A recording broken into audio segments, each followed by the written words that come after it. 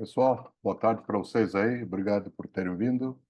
Hoje nós temos a professora Cláudia Vilega Rodrigues, né, do Ciência Espacial Atmosférica, né? Ela hoje é pesquisadora titular da Divisão de Astrofísica do INPE, né? Desde 94 ela é professora aqui. Ela tem bacharelado em Física pela Universidade de São Paulo e também mestrado e doutorado pela Astronomia também pela USP. A área de interesse e pesquisas dela concentram em astrofísica estelar, com ênfase em binárias em interação, que tem contribuições em meio interestelar. Também atua na instrumentação, desenvolvimento de instrumentação astronômica em polarimetria óptica, e é coordenador de desenvolvimento do instrumento Spark 4, né, Simultaneous Polarimeter and Rapid Camera in Four Bands. Está em comissionamento no Observatório do Pico dos Dias. Hoje ela é chefe de divisão astrofísica do INPE, já foi coordenadora da pós-graduação em astrofísica e também é presidente da comissão de programas dos telescópios SOAR, ou SOAR e CFHT. Já foi membro de conselhos técnicos científicos do INPE e do Laboratório Nacional da Astrofísica, LNA. Cláudia, antes de tudo, muito obrigado por aceitar participar como seminário com a gente, tá? Vai ser muito importante para a CAP. E obrigado. O microfone é seu. Ok. Obrigada, Vijay. Obrigada, Rafael. Obrigada pelo convite. O título, então, desse seminário, ele é um pouco, quem sabe, vocês vão ver que os desafios não são uma coisa tão desafiadora, mas foram coisas que foram possibilidades, vamos dizer, de melhorar o que a gente já faz aqui na divisão de astrofísica, né? Assim, e com, quem sabe, com o auxílio de vocês que entendem muito mais de computação do que a gente. Então, eu vou começar falando um pouquinho, deixa eu conseguir mudar de slide aqui, né, sobre as estrelas binárias. É, eu não sei se todos vocês têm esse conhecimento, mas a maior parte das estrelas estão em sistemas binários, né? Então, nesse gráfico aqui, que é de um review já não tão recente, mas se você pensa em estrelas que têm a massa tipo Sol, metade são binárias. Metade são binárias. Se você pensa em estrelas de, de massa maior do que o do Sol, por exemplo, estrelas com 10 massas solares, são todas em sistemas múltiplos. Essas estrelas nunca estão sozinhas. E as estrelas de menor massa daí elas vão também ter uma fração importante aí da ordem de um terço, 30% são binárias. Então, a, a, quer dizer, a regra é que as estrelas estejam em sistemas múltiplos e não que elas estejam isoladas. Então, opa, então quer dizer que binária não é um negócio assim tão esquisito, né? Fazer, pô, então vocês vão estudar objetos esquisitos ou não comuns? Não, não, as binárias são são sistemas bastante comuns no universo. E uma coisa importante dos sistemas binários é que, aliás, nem está escrito aqui no slide, mas em astronomia, quer dizer, eu acho que não é um exagero dizer que a astronomia tem como grande pilar a evolução estelar. Você entende? O que a gente entende mesmo em astronomia é como uma estrela evolui, uma estrela isolada. Como uma estrela isolada evolui. E qual é o principal parâmetro? Quer dizer que, assim, ó, me diga aí o que da estrela vai fazer, vai determinar a evolução, no que ela vai se transformar, o que ela foi, é a massa. E como que você mede a massa de uma estrela? Você não tem como pôr na balança, né? Como que você mede a massa de uma estrela? Qual que é a grande maneira de medir? Quer dizer, o que é você pôr um corpo numa balança? é você ver a atração gravitacional, é você usar a força gravitacional para ver o efeito de uma massa na outra. Então, os sistemas binários, múltiplos em geral, binários especificamente, que são os mais simples e os mais comuns, são é a situação onde a gente consegue medir com maior precisão a massa. Então, a gente tem a evolução estelar como, quem sabe, o grande ingrediente, como onde a gente tem nosso maior conhecimento em física, em astronomia, de astrofísica, e o grande parâmetro é a massa. Então, as estrelas binárias são os sistemas onde a gente realmente tem certeza. Lógico, não né, assim, elas precisam ter certas condições para a gente conseguir fazer isso, mas basicamente pela terceira lei de Kepler, a gente consegue medir a massa dos sistemas. E daí a gente mede com uma precisão enorme. Então, as estrelas binárias são comuns e são importantes num contexto de astrofísica. E, enquanto a evolução, eu tentei vender para vocês que a evolução estelar é uma coisa extremamente bem conhecida, bem compreendida e um grande pilar em termos da evolução do nosso entendimento do universo. Só que a evolução das estrelas pode ser muito alterada na presença de uma companheira. Se a gente ah, Quando? Quando não, deixa eu ver aqui, deixa eu me ver aqui para ver se eu para ver minha mão, porque eu falo muito com a mão. Quando que as estrelas, quando que a evolução é alterada num sistema binário? Quando elas estão próximas e quando existe interação. O que que é interação? Interação gravitacional sempre vai existir, claro, né? Porque está no centro de massa comum. Interação, quando a gente fala em interação em sistemas binários, a gente diz transferência de massa. E é isso mesmo, você tem duas estrelas e uma transfere massa para outra. Como a massa é o principal parâmetro da evolução, isso faz com que você altere a evolução das estrelas, porque a estrela vai mudando de massa conforme a sua evolução. Mesmo num sistema isolado, essa massa muda, mas num sistema binário, você pode ter uma mudança por um fator externo, que é a companheira. Então, e cerca de, se você pensa, assim, a gente estima que de todos os sistemas binários que a gente conhece, né, quer dizer que a gente está falando aí mais ou menos de metade das estrelas. Um quarto desses sistemas vão interagir em algum momento, vão transferir massa. Então, quer dizer que a gente vai ter muitos objetos onde a evolução vai ser afetada pela presença de uma companheira. Então, o que que acontece, né, quando a gente, assim, o que que acontece de diferente? Então, não vou falar aqui, mas qual que é o esqueminha de evolução de uma estrela, né?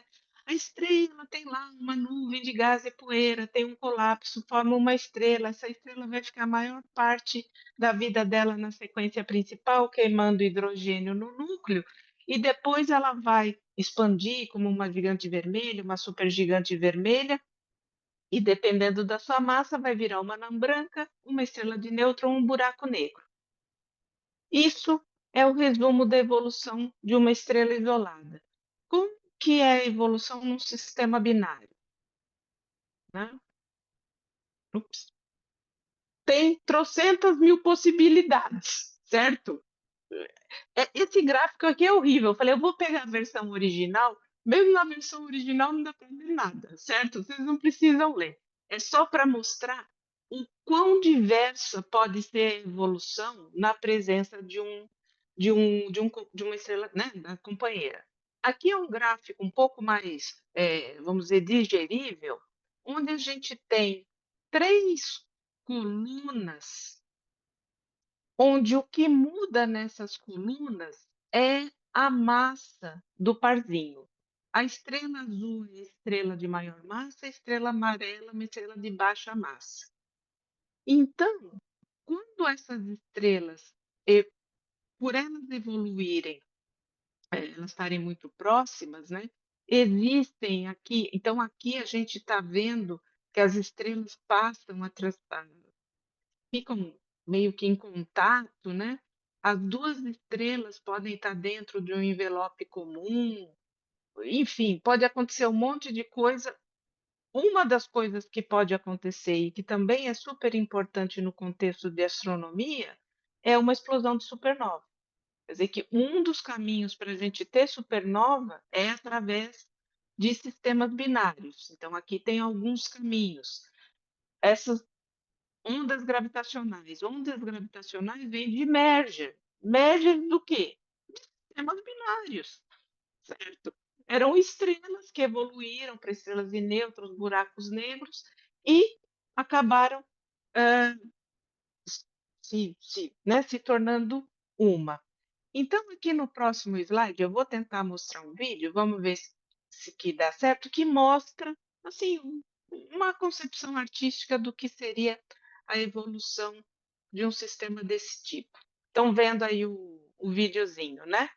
Então, aqui, ó, a gente tem a estrela amarela de maior massa evoluindo, a estrela menorzinha de menor massa evoluindo. Veja que a estrela de maior massa está saindo da sequência principal, está virando uma gigante vermelha, e de tal modo que começa a ter transferência de matéria, porque elas estão próximas o suficiente.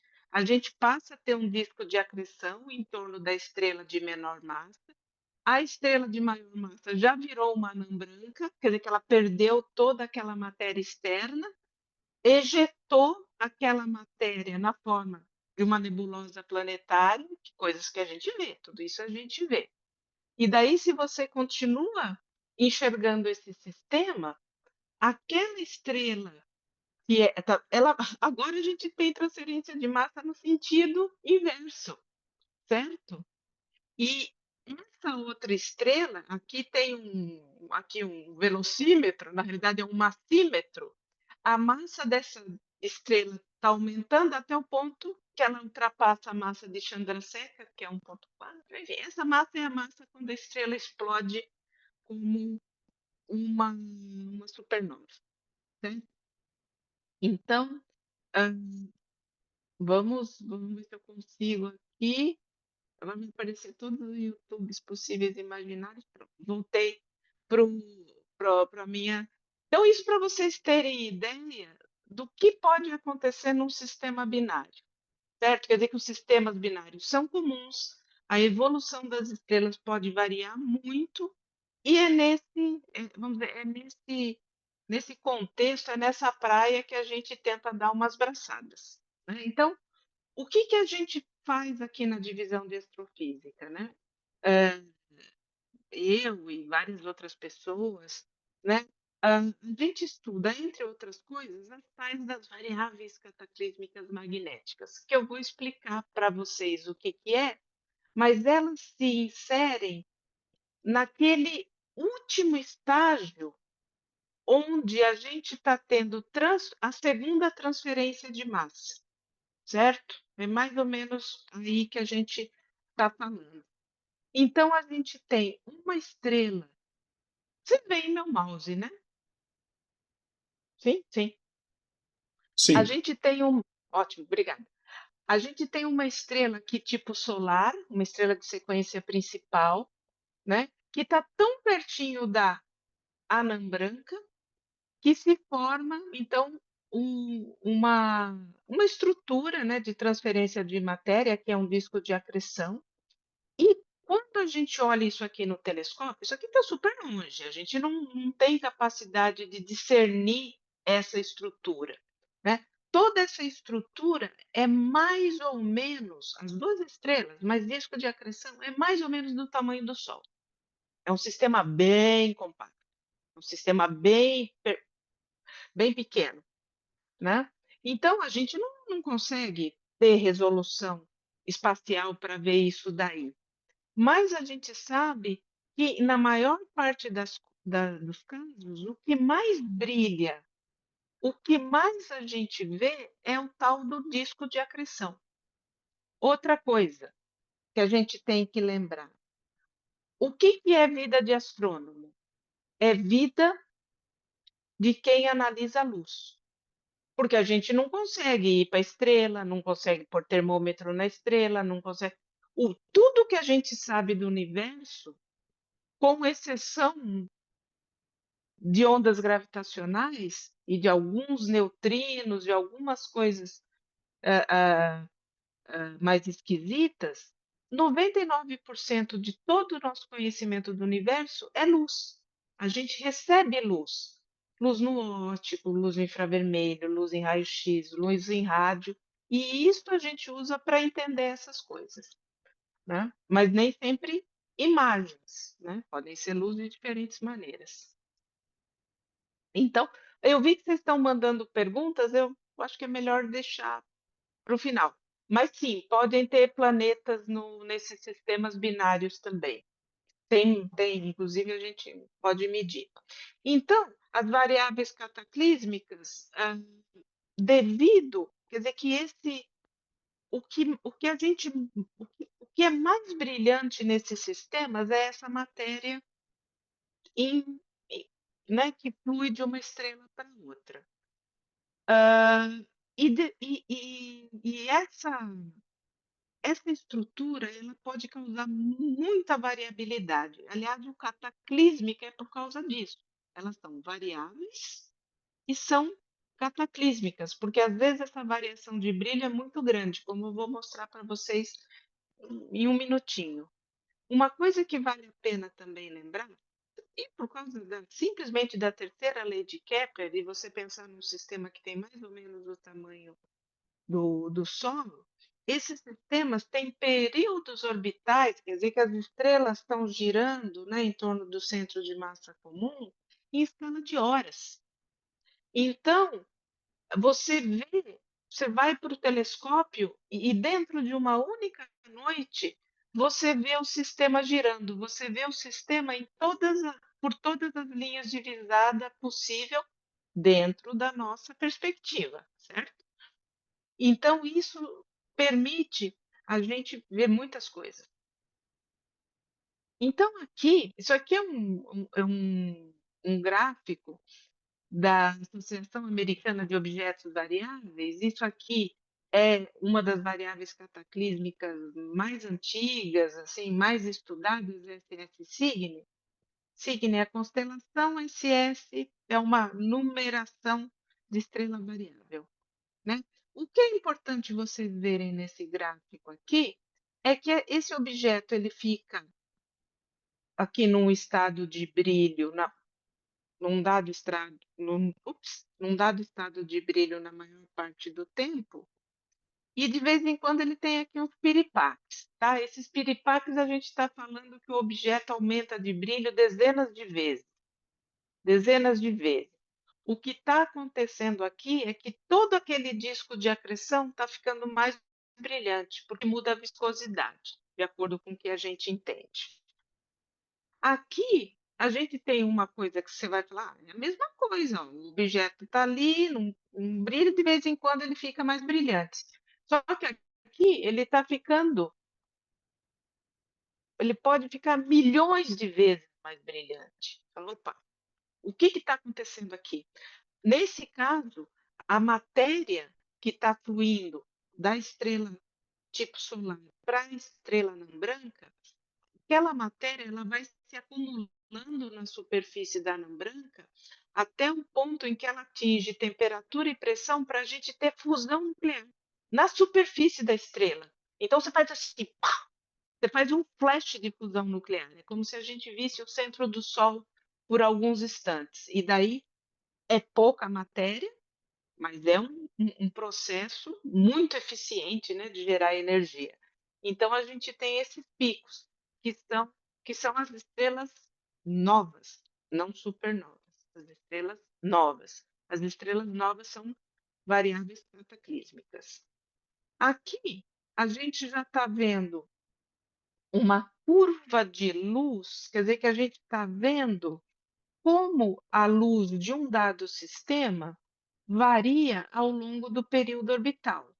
Então a gente vê eclipse, a gente vê aqui essas corcovas, e por essa observação, a gente consegue falar: "Olha, isso aqui é o que a gente vê, e isso é composto por um disco que uma que vai ser durante algum tempo eclipsado. Você tem a anã branca, que é constante, mas também vai ser eclipsada em algum momento. Esses discos têm estruturas, que isso aqui não vale a pena, não é o caso de entrar. Tem tal do bright spot e tal, que é uma estrutura dentro do disco que você é a causadora dessa corcova. Então vejam, a gente pela luz, a gente está cada vez mais, tirando informação desses sistemas. Então, se nessa variável cataclísmica a anã branca tem um campo magnético da ordem de milhões de Gauss, o que que ocorre? A gente pode deixar de ter um disco de acreção e passa a ter uma coluna de acreção, porque a pressão magnética é maior do que a pressão Hahn.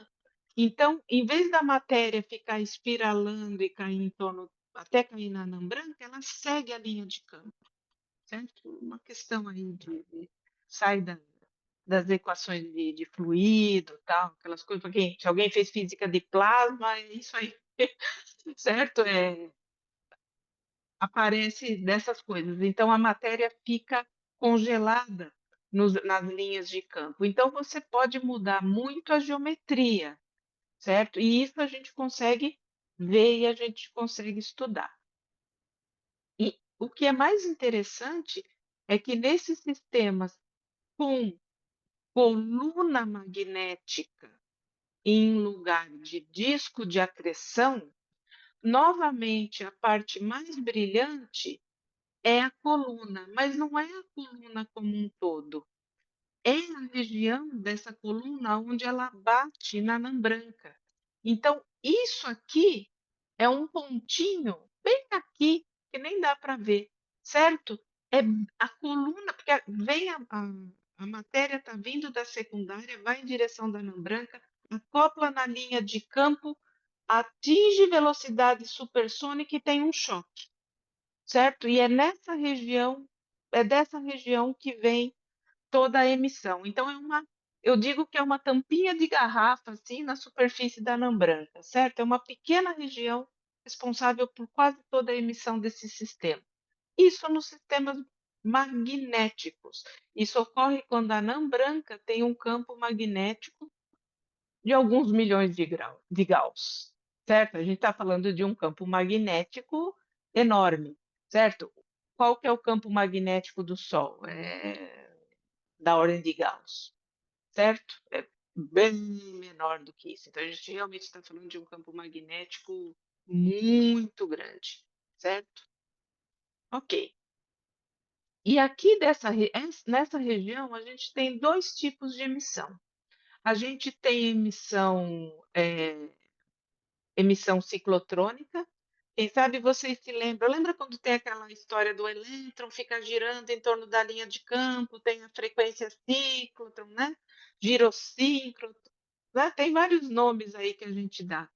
A gente vê essa emissão nesses objetos, na realidade a emissão no óptico é dominada por essa emissão ciclotrônica, e a gente tem também a emissão Bremsstrahlung, que é a emissão livre-livre. Emissão Bremsstrahlung é o seguinte: você tem uma carga, vamos dizer um elétron que seja, e você tem outro elétron. Quando esse elétron passa na frente do outro, ele vai sofrer uma atração, uma repulsão, né, se forem duas cargas iguais, mas vamos dizer que seja um átomo de hidrogênio ionizado, quer dizer que um próton e um elétron. O elétron vai passar, ele vai fazer uma curvinha e carga acelerada emite, certo? Isso aí é um dos corolários ali de astronomia. Carga acelerada emite. E essa emissão, nesse caso, é emissão free-free, emissão Bremsstrahlung. Se essa deflexão da carga é causada pelo campo magnético, essa emissão é emissão ciclotron ou emissão síncrotron, depende da velocidade das partículas. Ok, então a gente está mais ou menos com o cenário colocado. Então, aqui são curvas em diferentes cores, em diferentes bandas, de um objeto desse tipo. Quer dizer que o que a gente está vendo é essa região tem um nome, que é a região pot-shock, tá? Mas é uma tampinha de garrafa ali é uma coroinha em cima da anã branca, certo? Essa coroinha tá emitindo e a gente vê que ao longo de uma noite, varia o fluxo, varia a polarização, porque a emissão ciclotrônica é polarizada, e varia tanto a polarização circular, na maior parte dos casos tem variação só da polarização circular, e aqui nesse caso a gente até vê que a polarização linear é baixa, quase não varia. E aqui a gente tem tanto medidas, que são os pontos pretos, quanto linhas, que são os modelos. Ok. Então, o que a gente faz aqui na divisão de astrofísica? A gente faz observação desses objetos, a gente constrói instrumentos para fazer essas observações e a gente faz modelos para explicar essas observações. Então, aqui, né, essa foto é de um instrumento que chama Spark 4, que não está mais em comissionamento, ele já está operando num telescópio aqui no sul de Minas, um telescópio de 1,6 metros, né? E ele é um instrumento que permite a gente medir esse tipo de coisa, certo? A gente pode ter curvas de luz, a gente pode medir o fluxo do objeto variando o tempo, o brilho do objeto variando no tempo, e também a polarização do objeto variando no tempo. Então, aqui tem um conjunto de dados obtido com a Spark 4, que aqui já vamos começar a falar cada vez menos de física, né? O importante aqui é mostrar para vocês que a gente tem cada cor representa uma banda, uma cor. Então a gente tem como o fluxo varia no azul, como o fluxo varia no verde, e é verde mesmo, mais ou menos, como o fluxo varia aqui no vermelho, que é o magenta, e como o fluxo varia no infravermelho próximo, que é o vermelho. Então a gente tem esse instrumento, ele permite a gente fazer essas medidas simultaneamente, nessas 4 cores simultaneamente. E embaixo a gente tem a polarização circular, medida simultaneamente nas 4 bandas e simultaneamente no fluxo.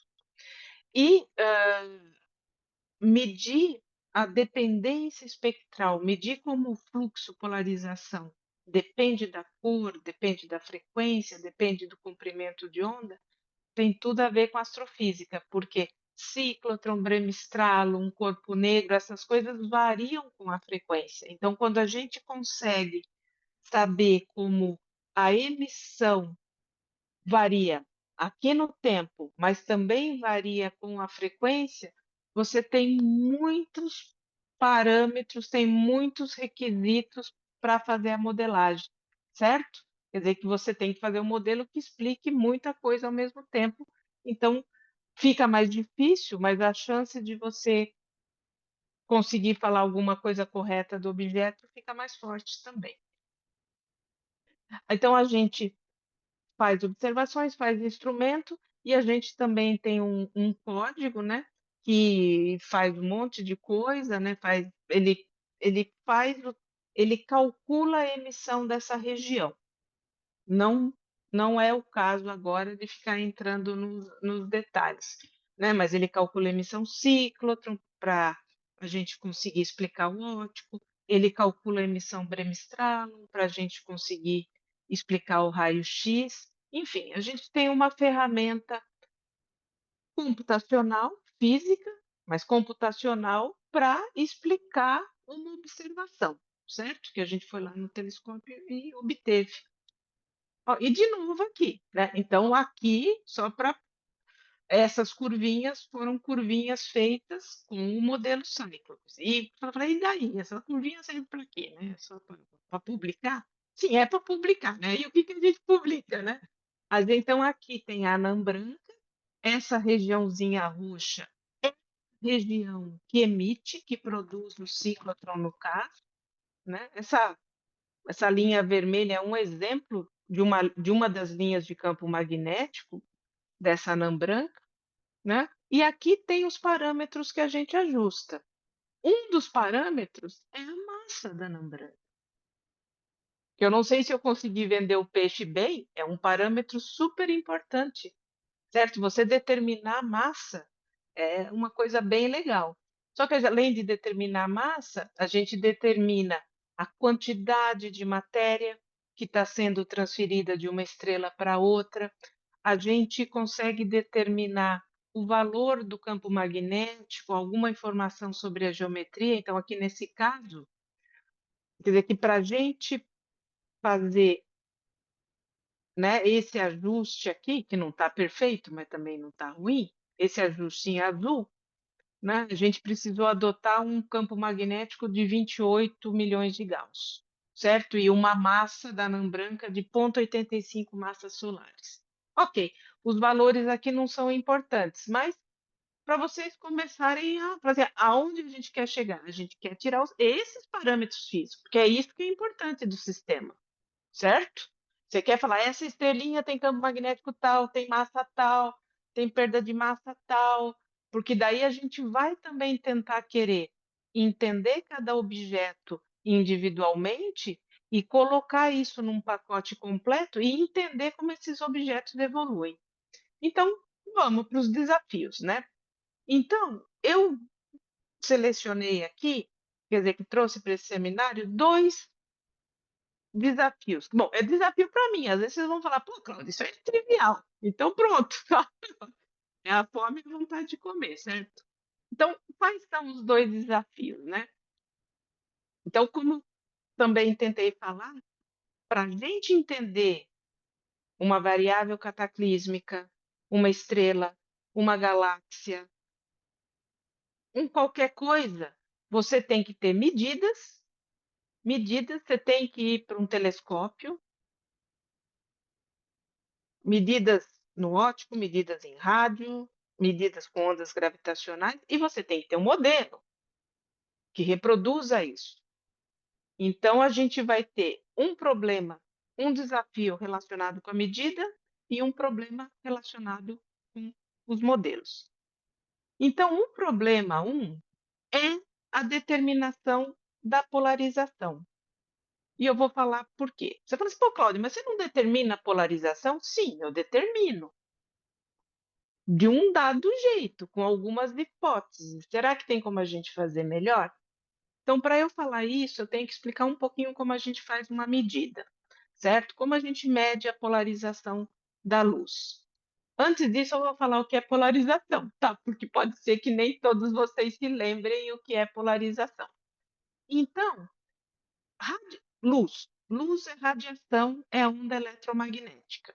Então, aqui a gente tem nesse gráfico o campo elétrico em amarelo e o campo magnético em azul. Então, isso aí é uma onda eletromagnética. O que é a polarização? Essa onda que a gente está representando é uma onda 100% polarizada. Por quê? Porque o campo magnético, o campo elétrico, ele vibra, ele oscila num único plano. Imaginem que a gente tenha um conjunto de ondas, cada uma vibrando num plano. Se a luz vai na direção de vocês, aqui deixa eu ver onde está a câmera, vai na direção de vocês, a gente pode ter campo elétrico ou campo em qualquer direção, desde que ela seja perpendicular, esteja no plano da propagação. Então, o que que é uma luz não polarizada? Onde você tem campos elétricos distribuídos aleatoriamente nesse plano. Se o campo elétrico vibra só nessa direção, é uma luz 100% polarizada. E emissão cíclotron, por exemplo, produz emissão não 100%, mas com uma certa polarização. Então, aqui tem um monte de coisa que a gente vê em alguns livros aí de técnicas observacionais. O importante aqui é que essa elipse é a elipse da ponta do vetor elétrico. Então, essa aqui é uma elipse de uma onda, uma polarização qualquer. Então, a gente consegue representar essa elipse aqui em função do campo elétrico e do campo magnético. Aqui vocês não precisam entender. É só para eu falar para vocês que o que a gente mede, de fato, é um negócio que chama parâmetro de Stokes. O primeiro parâmetro de Stokes é o fluxo total, certo? E os outros fluxos e os outros parâmetros de Stokes estão relacionados a essa elipse. Ele está relacionado a essa como que a luz vibra, né? Então, aqui são os parâmetros de Stokes e, então, lá com o Spark 4, o que, que a gente faz? A gente mede I, Q, U e V. I é o fluxo total, Q e U polarização linear e V polarização circular, que também não vem ao caso, aqui eu fico, acho que dando mais detalhes que isso, né? Então, a gente consegue medir essas coisas. Ok. Como a gente mede? Isso aqui é uma imagem real, certo? É uma imagem que eu devo ter obtido há 50 anos atrás, sei lá, fui lá no telescópio, e vocês veem que todas as estrelinhas estão dobradas. Por que que elas estão dobradas? Porque tem uma ótica que separa, que faz a separação entre feixes que a gente chama ordinário e extraordinário. Tem a ver também com a polarização desse feixe que está chegando no telescópio. Mas o ponto é que para a gente medir, então aqui, né, tem um monte de estrelinha, mas vamos ver essa estrelinha mais brilhante. Eu estou vendo duas imagens dela, certo? Como que eu faço para medir a polarização desse feixe? Eu tiro várias imagens, uma, duas, três, quatro, um monte de imagens, certo? Então, em cada uma dessas imagens, eu vou ter o feixe O e o feixe E, o feixe ordinário e o feixe extraordinário. Se eu calculo a diferença do fluxo nesses dois feixes e divido pela soma, eu posso mostrar na ponta do lápis, vou até mostrar isso aqui primeiro, que essa quantidade depende dos parâmetros de Stokes. Então, se eu meço essa quantidade, nesse caso, em 16 imagens, eu vejo, tá vendo? Ó, cada pontinho aqui é essa medida de uma imagem. E vocês veem que esses pontinhos aqui, eles vão variando para as diferentes imagens. Por quê? Porque eu mexi lá na ótica do instrumento de um jeito controlado, que eu sei, então eu ajusto uma curva por esses pontos e desse ajuste eu tiro os parâmetros de Stokes, que inclusive estão aqui. O parâmetro de Stokes Q, o parâmetro de Stokes U, a polarização linear, o ângulo da polarização linear. Ok. Então, isso é como eu faço uma medida. Nessa conta, tem uma hipótese, que os parâmetros de Stokes são constantes nessas 16 imagens. Claro, porque para eu fazer esse ajuste aqui, Q e U não pode variar no tempo, certo? Tem que ser constante. Eu pego, isolo, tal, matriz, tem 20 mil jeitos de eu ajustar essa função. Eu faço esse ajuste, calculo meus parâmetros de Stokes. Só que, nesse objeto aqui, os parâmetros de Stokes não são constantes. É isso que eu estou querendo medir. cada ponto dessa curva que eu mostrei, que a gente fez lá com a Sparkcat, ó, esse pontinho aqui que está com uma barra de erro enorme, esse ponto é o resultado de um ajuste de várias imagens. E para eu obter esse ponto, eu fiz a hipótese que os parâmetros de Stokes são constantes aqui. Então, como que a Cláudia, como se diz, devagar faz a coisa? Pego, sei lá, 8 imagens, faço o ajuste, considerando que é constante, calculo o primeiro ponto. Daí pego as outras 8 imagens, faço o cálculo. Mas isso está errado. O que que a Cláudia gostaria de fazer? Eu gostaria de ajustar uma função única, um Q de T, um U de T e um V de T, considerando toda essa informação, certo? Por que que eu vou considerar isso aqui constante? Né? Eu até tenho um chute inicial razoável. Como fazer esse ajuste? Esse é o meu primeiro desafio. Quer dizer que, para objetos que têm polarização constante, fazer isso aqui está perfeito. Mas para objetos que são variáveis, e aqui, eu espero que, não sei se está claro nessa figura, a, a, o tempo no qual os parâmetros de Stokes variam, ele é compatível com a minha taxa de aquisição de imagens. Então, essa hipótese de que os parâmetros de Stokes são constantes naquelas 8 imagens é uma hipótese que pode ser meio forçadinha. Inclusive, a dona Cláudia acha que essas barras de erro grande advêm justamente disso. Que eu estou fazendo uma hipótese, quer dizer que é como, basicamente, a amplitude dessa curva aqui é a polarização. Então, imagine que a polarização vá diminuindo ao longo dessa medida. Você teria um envelope diminuindo aqui. Então, quando eu tento ajustar uma coisa que é constante, vai dar errado. Quer dizer que ou eu vou errar para mais, vou errar para menos, vai ser uma barra de erro enorme. Então, isso aqui é um desafio. Fazer um. Quer dizer que fazer esse ajuste considerando todos os x possíveis aqui e q função de t e u função de t e x função de t e fazer tudo isso junto e ter uma curva mais realista. Vai ser provavelmente parecida com essa. Tem que ser parecida com essa também. Se não for parecida com essa, não vale. Mas deve ser muito parecida, mas melhor calculada, certo? Então, esse é o problema 1. Esse é o primeiro desafio. Pelo menos para mim é desafio, pode ser que para vocês não seja. Né? E o problema 2? Quer dizer que eu peguei aqueles meus dados lindos, maravilhosos, vou fazer meu modelo. Sim, cada modelo demora 1 hora para calcular. E eu tenho 10 parâmetros livres. Como que eu faço esse ajuste de maneira eficiente?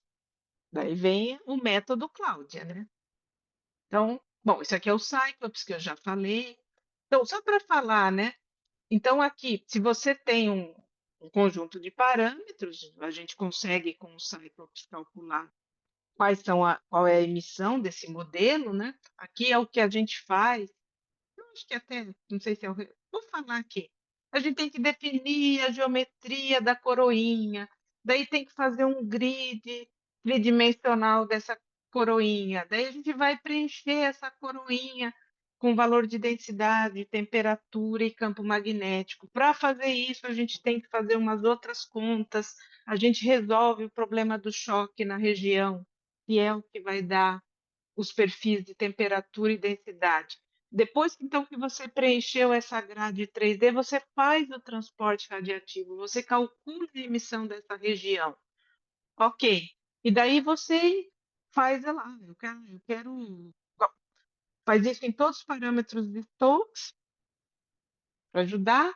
E eu falei, eu tenho uma banda, eu quero um espectro, eu quero uma curva de luz. Daí a gente vai fazendo, vai combinando, integrando essas coisas para ter uma emissão. Só que a gente tem que fazer isso trocentas mil vezes para ver quais são os parâmetros. Esse é um problema clássico, né? O problema inverso, né? A gente tem a emissão e a gente quer saber qual é o modelo, né? Quando o modelo é super custoso. Então, o jeito. Então, esse é o problema 2.1, né? Tem o problema 2.2, a segunda parte do problema 2. É bem comum a gente ter para um dado objeto vários tipos de dados observacionais. Deixa eu até mostrar para vocês aqui primeiro. Aqui, ó.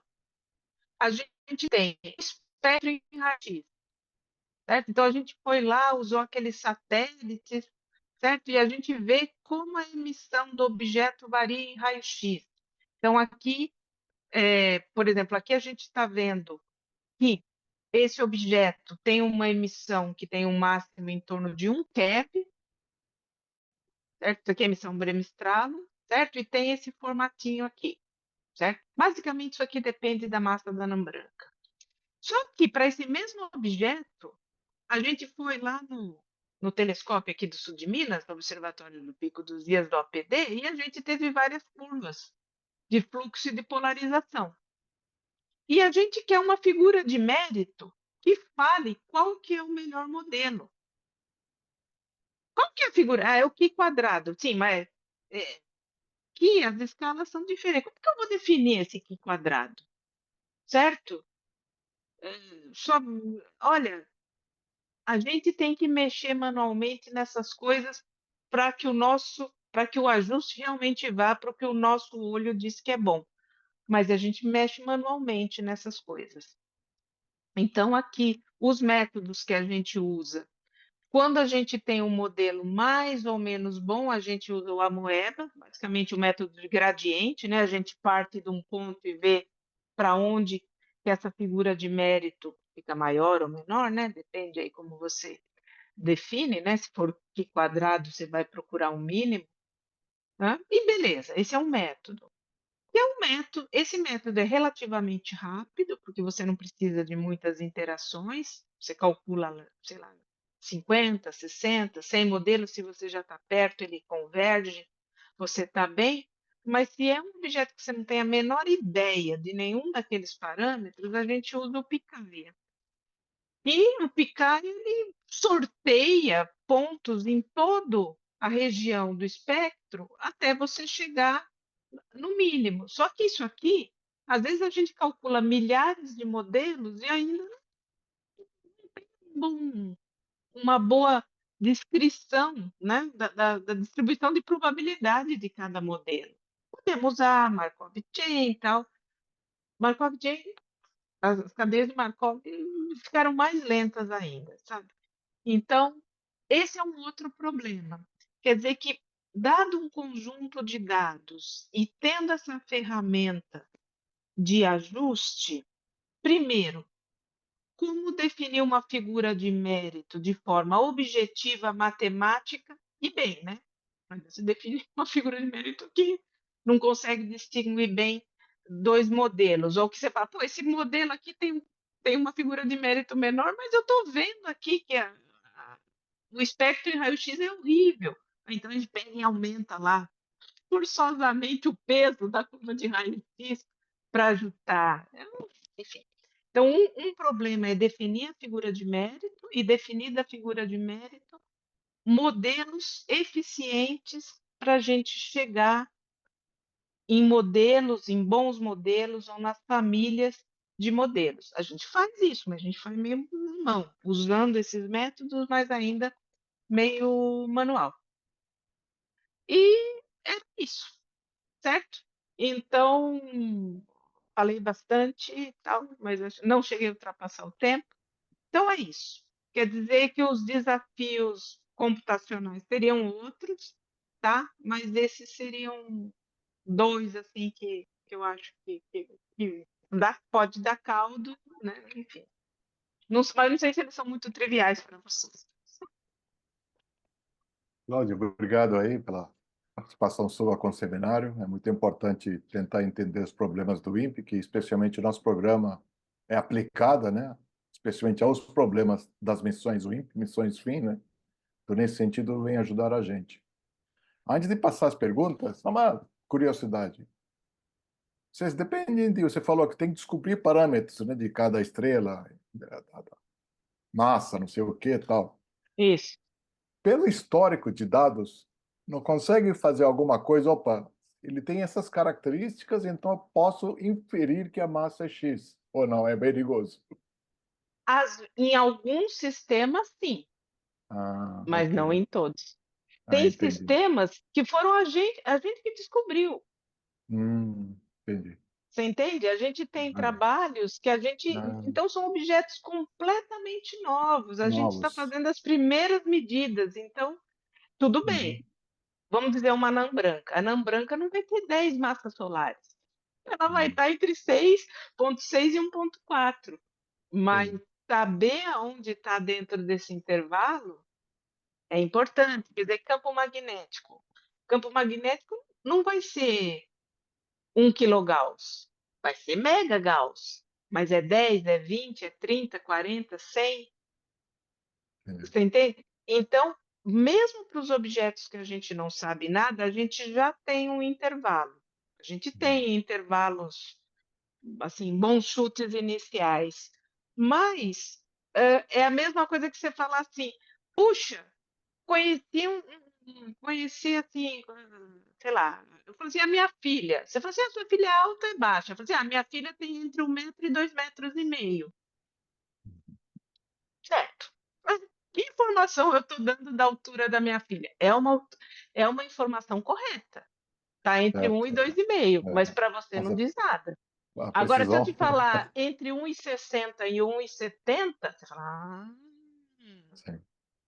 se eu falar entre 1,92, hum, e tem muitos casos que a gente parte do 1 a 2,5, você entendeu?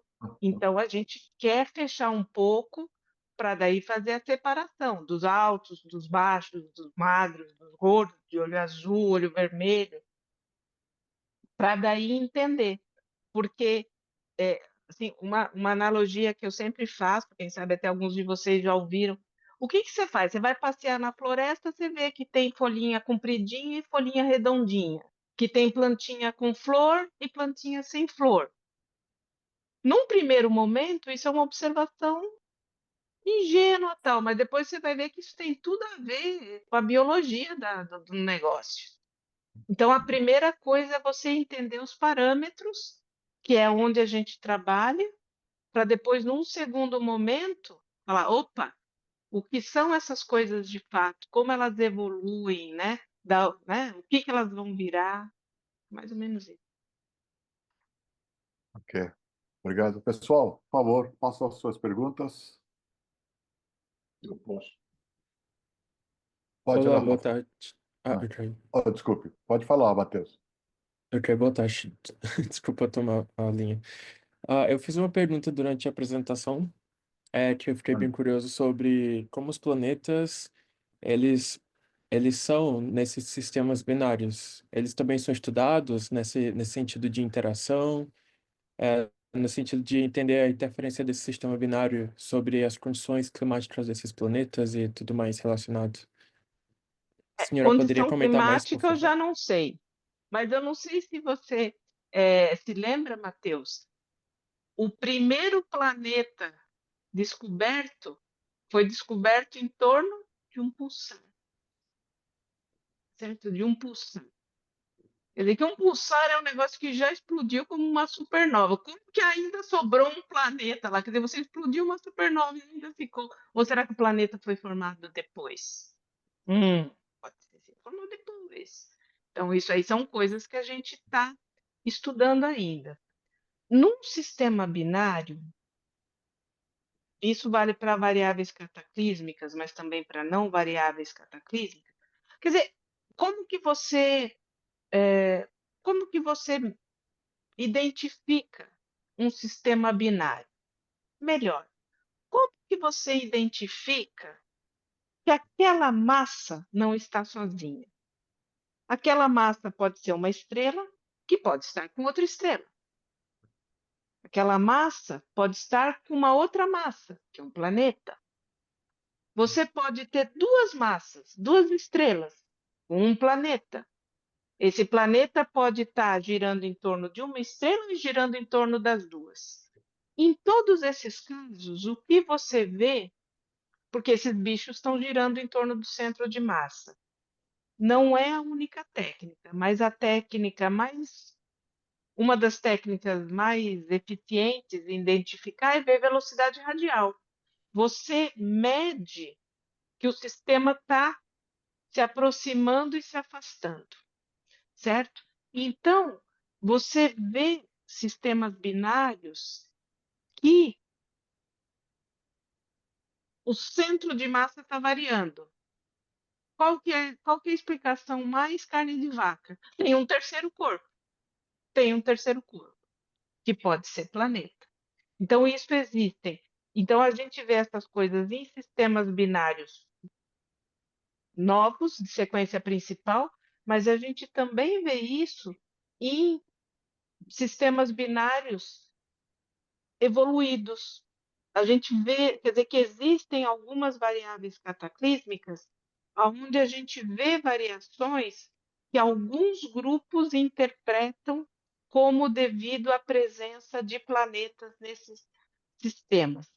Mas isso são coisas. Mas veja, a gente está longe de falar do clima desses planetas. Provavelmente a gente vai falar de clima de planeta dos planetas que estão aqui mais próximos e estrelas mais bem comportadas. Mas, olha, tem planeta em quase todo lugar que você olha, né? É meio que nem estrela binária, né? Você fala, estrela binária, que negócio esquisito. Não, é comum. E planeta? Planeta não é esquisito. Planeta tem, em torno das estrelas tem planetas. São difíceis de detectar, mas eles estão por aí. Se eles vão sobreviver a toda essa evolução, ou se eles vão até ser formados, sabe aquela matéria, né, que foi ejetada, será que uma parte dela pode se reaglomerar e formar um planeta? Isso é coisa que tá na crista da onda, que o pessoal está trabalhando. Não sei se eu respondi. Sim, de fato, respondeu. Agradeço. Eu tenho uma segunda pergunta, se ainda tiver tempo, professor Vijay. Pode Ah, falar. ok. É sobre as problemáticas que a senhora apresentou. A senhora poderia voltar naquele slide, por gentileza? Qual deles? O inicial, Ui, sobre. isso aí, isso aí. Eu esqueci a página, mas é aquele que a senhora apresenta os dois de uma só vez, antes de falar Uhum, uhum. especificamente de cada um.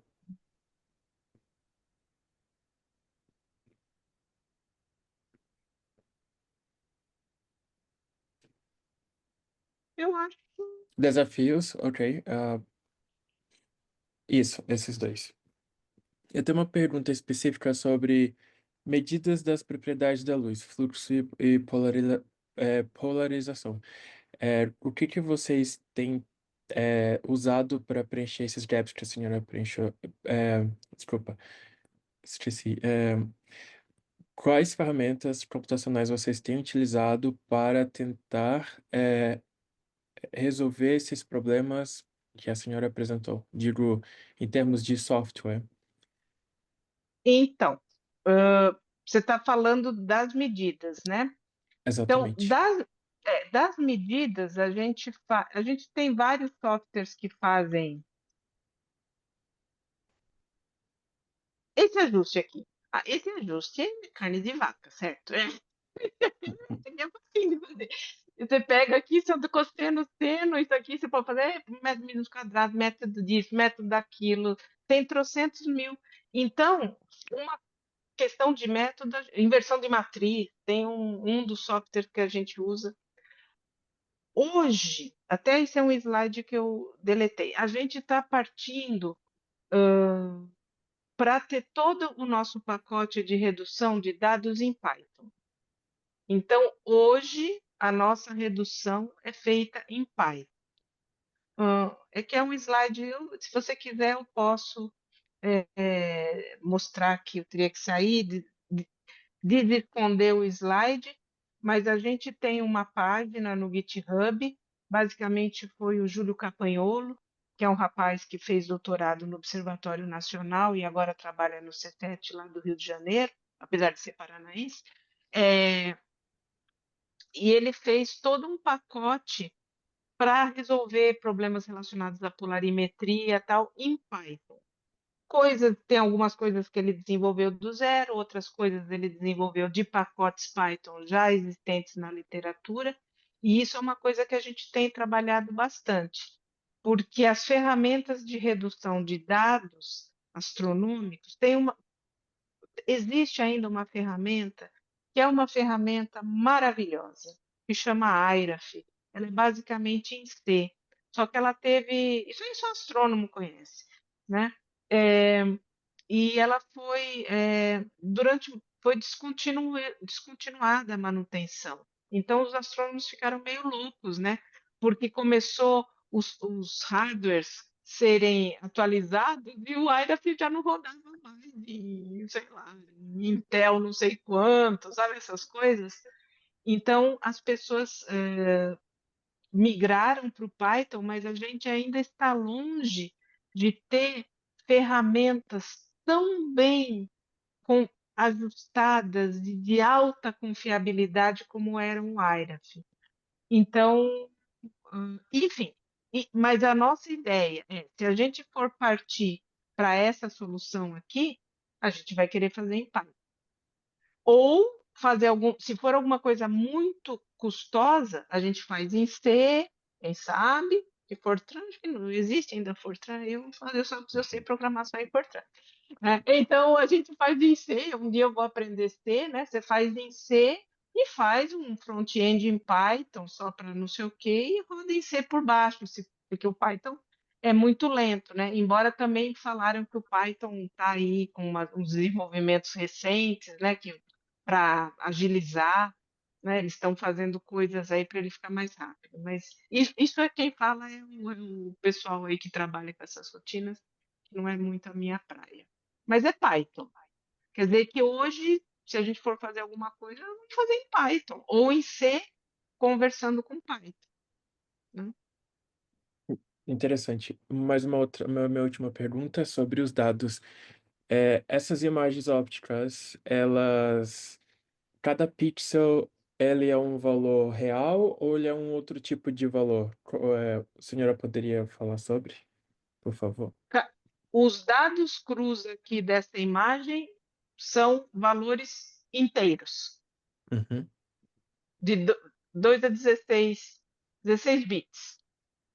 Só que daí a gente começa a massagear, reduzir, melhorar, tirar ruído, transforma para real e fica só em real, certo? Só que o que a gente faz? A gente pega dessa imagem, porque aqui, vamos pensar só nessa estrela brilhante. O que nos importa aqui dessa imagem, de uma única imagem? Dois números. A integral, o fluxo, super entre aspas, hein, gente?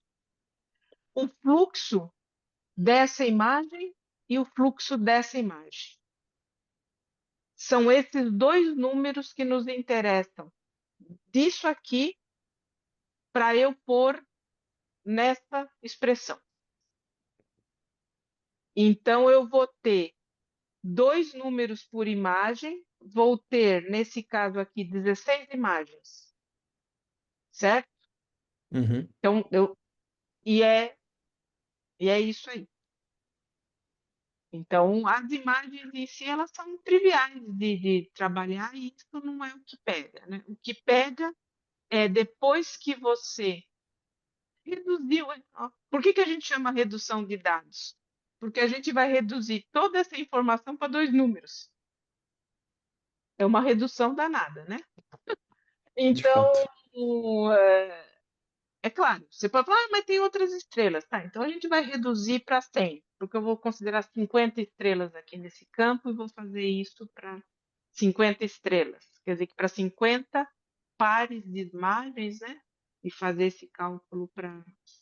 Mas isso não pega. Essa parte de processar imagens, não é disso que eu estou falando. É depois que eu reduzo, depois que eu processo, resolver esse probleminha aqui, com T e U variável no tempo. Ah, eu achei muito curioso. Eu posso fazer só mais uma pergunta? Claro, claro. Ok, é sobre a frequência que são observadas. É, tem uma frequência fixa, automática, ou vocês fazem essa observação manualmente? Então, o que acontece? Quer dizer que as estrelas do céu têm diferentes brilhos, ok? Sim. E os erros, as incertezas das medidas, elas são, deixa eu colocar de uma maneira um pouco mais precisa. A qualidade dos dados é diretamente proporcional ao brilho do objeto. Quanto mais brilhante o objeto, melhor a qualidade dos dados. Basicamente, o que a gente, quando eu falo de dois números aqui, esses dois números eu vou converter, eles vão ser um número proporcional a número de fótons. Número de fótons, é o número de fótons que caiu lá no meu instrumento em 1 segundo, em 2 segundos. Qual a frequência? Depende. Depende. Quer dizer que eu não. Por exemplo, se o objeto for super brilhante, eu posso fazer uma frequência alta de coleta de dados, porque mesmo numa fração pequena de tempo, eu vou coletar muitos fótons. Por outro lado, esses objetos, eles variam rapidamente. Eu falei que o período orbital, aqui, ó, essa medida, sei lá, aqui dá até para ver, isso aqui é dia. Então, é 0,12 dias. Isso aqui é mais ou menos 3 horas, certo? 3 horas de observação. Se eu fizer uma. Então, a gente tem aqui um ponto a cada minuto, mais ou menos, né? Assim, grosseiramente, a gente tem um ponto por minuto. E as barras de erro já são grandes. Se eu fizer muito menos do que 1 minuto, a barra de erro vai ficar grande, porque a qualidade dos meus dados vai ser baixa. Mas eu não posso fazer uma medida de 10 minutos, porque senão eu vou borrar essa curva. E eu preciso ter porque essa variação no tempo é que me dá informação física. É que eu vou usar para tirar campo magnético, massa da anã branca, quantidade de matéria. Eu preciso dessa resolução temporal. Então, nos instrumentos que a gente faz, a gente define o tempo de exposição, a taxa, a frequência com a qual a gente vai obter os dados. E essa frequência, então, ela não é tão rápida, ela tem que ser rápida, falando, vamos falar positiva, ela tem que ser rápida o suficiente para eu não perder os detalhes da curva. Mas não pode ser tão rápida que eu não tenha fotos suficientes para uma medida de qualidade. E eu escolho isso manualmente. Isso é uma das coisas que o astrônomo tem que escolher quando vai fazer lá a medida no telescópio. Ok, eu vou encerrar minhas perguntas por aqui, embora seja muito interessante. Agradeço pelo espaço e o tempo. Obrigado, Matheus. Rafael, você ia perguntar? Eu ia perguntar perguntas mais ingênuas mesmo, para o pessoal entender melhor da astronomia, Cláudia. É a primeira vez que eu vejo uma apresentação realmente com a distância entre as binárias. Eu achava que elas eram mais distantes. Mas se elas são tão próximas assim, é, qual é a velocidade, qual é a janela de tempo em que ocorrem essas interações? Porque dá a impressão que é uma coisa muito instável. Então, o período orbital dessas variáveis cataclísmicas. Ó, deixa eu tentar lembrar. Eu acho que as binárias mais rápidas que a gente conhece, período orbital, tá? Então eu estou falando do tempo que uma gira em torno da outra, falando em português assim. O tempo que uma gira em torno. As mais rápidas são da ordem de minutos, o que é um negócio assombroso. Assombroso. Imagina uma estrela girando em torno da outra, da ordem de minutos. Essas aqui já são bem rapidinhas, são da ordem de horas. Quer dizer que. Então, é isso. Quer dizer que você está falando de um negócio de. Qual o tamanho do Sol, né? 6.000, você tem que fazer a conta aí de 100.000 quilômetros, dividir por horas, aí você vai ter a velocidade. Aí, movimento circular uniforme, a Então, gente tira aí. É bem rapidinho a velocidade delas. Então, isso aqui é uma escala de 3 horas. E o que a gente está vendo? Se eu sou a anã branca, e vamos dizer, o meu nariz, esse é o exemplo que eu sempre dou aqui. O meu nariz é a região pós-choque, tá? É onde a coluna de acreção está batendo e está emitindo. Então, eu sou a rena lá do Papai Noel com o nariz vermelho emitindo. Só dá para ver o nariz, certo? Então, eu giro em torno de algumas horas. Ó, aqui vocês já vão ver.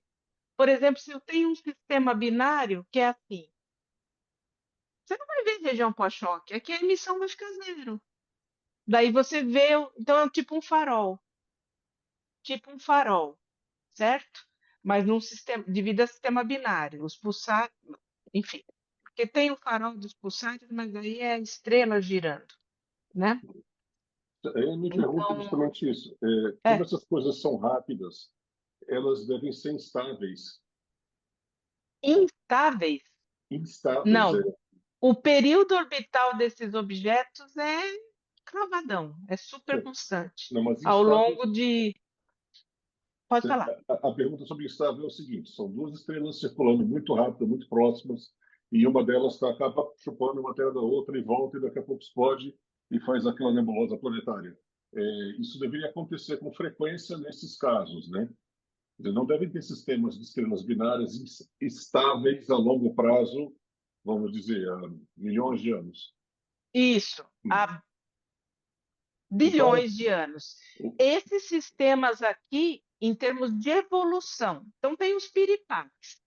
Os piripaques são rápidos, são em escala de meses, de dias. Piripaque.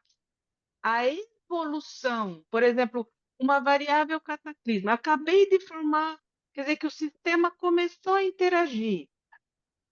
Eu não falei, tá? Mas uma variável cataclísmica, ela vai se comprimindo ao longo do tempo, por dois efeitos. Um deles, inclusive, é a emissão de onda gravitacional. E, em algum momento, é possível que sim, elas façam um merger, tá? Nem sempre, mas pode ocorrer. Qual que é a escala dessa evolução? Daí, dezenas, centenas de milhões de anos. Essa evolução tem um nome assim, secular, é lenta. Agora, a piripaque ela está tendo toda hora. Quer dizer que é um bicho que envelhece muito lento, mas que está tendo piripaque toda hora, certo? Então, essas curvas de luz aqui, por exemplo, esse objeto aqui, olha, é legal que tem até o ano, certo? Então, isso aqui é o que a gente chama de nova recorrente, porque o que acontece? Tem o sistema binário, a matéria está caindo na anã branca, fica caindo, fica caindo, fica caindo. Passa 100 anos, essa matéria atingiu condições de fazer pum, de ter a fusão nuclear. Não sei se vocês perceberam aqui, mas se vocês fizerem essa conta aqui, vocês vão ver que a gente tá todo mundo de olho nessa estrela, porque ela deve estar para acontecer outro evento de nova, certo? Então tá todo mundo olhando para esse objeto para pegar o objeto aí no pulo, você entendeu? está chegando a hora. Mas veja que antes e depois o objeto está mais ou menos igual. Então ele é um sistema que a- a- as condições, vamos dizer, os parâmetros físicos em ordem de grandeza estão variando muito pouco numa escala de anos, de séculos, de milênios. mais são instáveis. Por exemplo, aqui, olha, isso aqui é a escala de 1 ano. O que que a gente está vendo aqui? A gente está vendo aquele disco. Aquele disco ele vai ficando brilhante, sei lá, a cada 2 meses ele fica brilhante. A gente entende isso, não é o caso de ficar explicando, mas você entendeu? Porque também por acúmulo de matéria, sabe? O disquinho está lá, ele vai tchum, tchum, tchum, daí volta. Sim. Entendi. Então, esses piripaques, sim, mas aí quanto que você está mudando de massa? Nada. São piripaques que o sistema tem, mas que não mudam as principais características, né? Entendi. Bom, obrigado. Era mais para entender melhor Sim, a natureza. eu que agradeço a pergunta. Pessoal, mais algumas perguntas?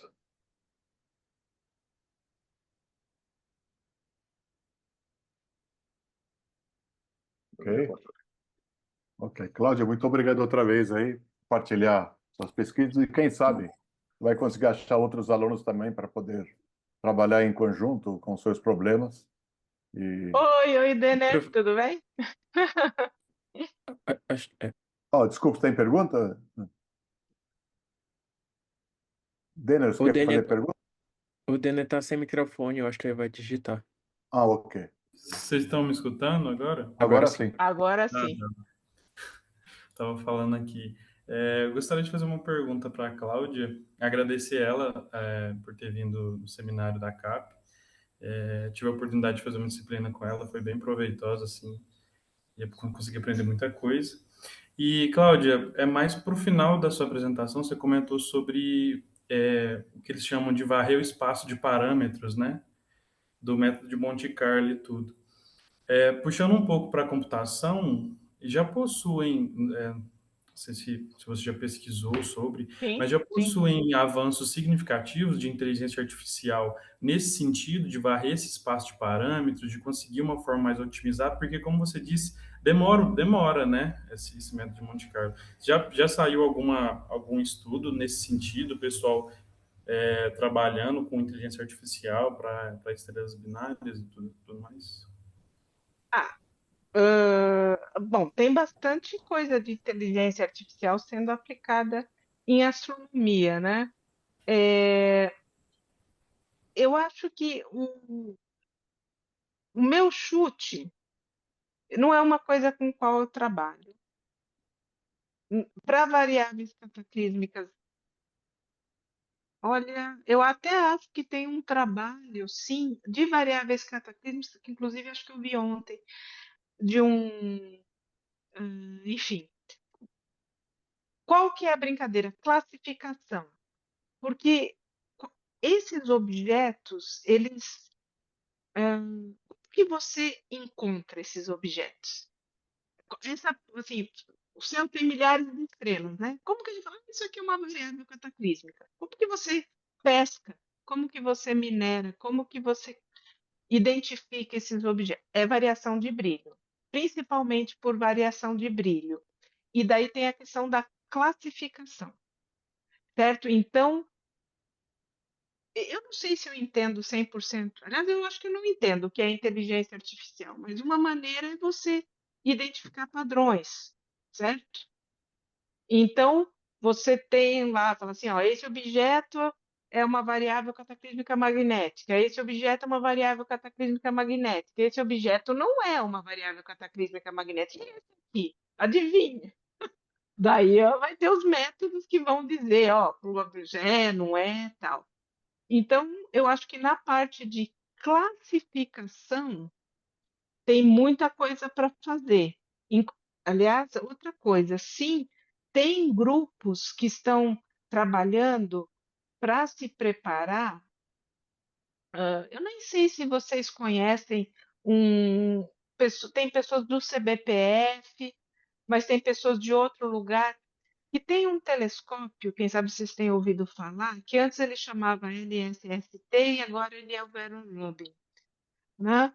Ele é um telescópio que está aí para começar a funcionar, um telescópio enorme no Chile. E o que ele vai fazer? Ele vai ficar revisitando o céu de maneira, assim, não é regular, né? Mas ele vai ver o céu, depois ver o céu de novo, depois ver o céu de novo. Então ele vai ter curvas de luz. Ele vai identificar objetos que são constantes e objetos que são variáveis.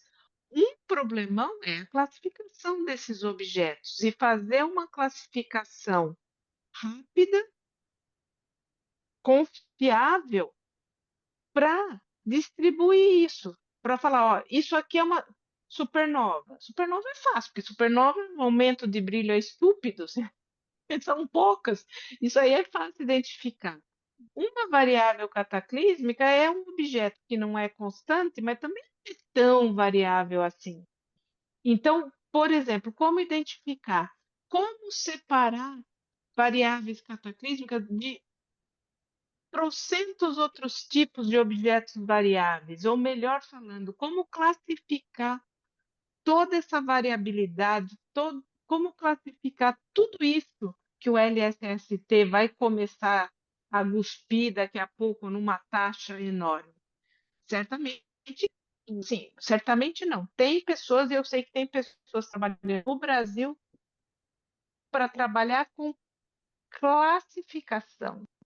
Para determinação de parâmetros, eu acho que, para falar a verdade, eu acho que a gente, sem ser artificial, com a inteligência não artificial, a gente ainda tem dificuldade de, olhando para uma curva de luz, embora, quem sabe, a inteligência artificial possa fazer isso, você tirar parâmetros, falar assim, essas curvas que eu estou mostrando para vocês é, é um bicho que vai ter um campo magnético tal, uma massa tal. Eu não sei se a gente, eu nem sei como a gente montaria, porque a gente não tem nem uma amostra bem conhecida, bem definida. São poucos objetos, sabe? Agora eu vou falar a verdade. Variáveis cataclísmicas magnéticas, a gente está falando de centenas, a gente não tem 1000 variáveis cataclísmicas magnéticas.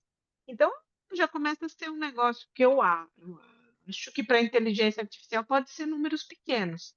Então, pode ser que que eu vou falar agora seja um absurdo, tá? Mas vou falar porque é a visão. Eu acho que nessa parte de parâmetros, o que a gente tem que ter é um método esperto para cavocar os modelos físicos. Eu não sei se inteligência artificial é uma boa ferramenta para isso, né? Porque o que você precisa é um. Porque, veja, se você tem 10 parâmetros, olha, o Cyclops tem 14 parâmetros. Você pega 14 parâmetros, assim, olha, eu vou fazer uma grade de 10 valores em cada parâmetro. E eu vou ver qual. Já fica louco. Isso já é um número estupidamente alto. E mais do que isso, eu tenho que fazer um modelo para várias frequências. Eu tenho que... Porque em cada frequência a curva vai ser uma. Para cada modelo, eu tenho que fazer várias linhas divisadas. Porque quando você vê o sistema assim, é diferente de quando você vê o sistema por cima. A emissão ciclotrônica depende do lado que você olha. Ela é uma emissão anisotrópica, diferente, por exemplo, de um corpo negro. Corpo negro, você olha de cima, de baixo, de lado, é a mesma coisa. Emissão ciclotrônica, não. Depende de onde você está olhando. Então, você tem que número de parâmetros, frequência, linha divisada. Então, o espaço assim de parâmetros que você tem que mapear é enorme. Você entende? Então, Entendi. mas, Uhum. sim, Não, não é a minha legal. praia. Por isso que eu coloquei como desafio, porque eu acho que vocês devem entender muito mais do que eu. Mas eu não sei se inteligência artificial para esse tipo de coisa seria. Mas é o que eu falei, eu tenho um conhecimento muito precário. Sim. Obrigado, viu, Cláudia? Respondeu minha pergunta. Bem, pessoal, peço desculpas ao Dena, que eu não reparei sua pergunta aí. Eu quase estava fechando o seminário. Pessoal, se não tiver nenhuma pergunta, eu vou fechar, por favor. Façam ou por comentário, por chat ou por microfone.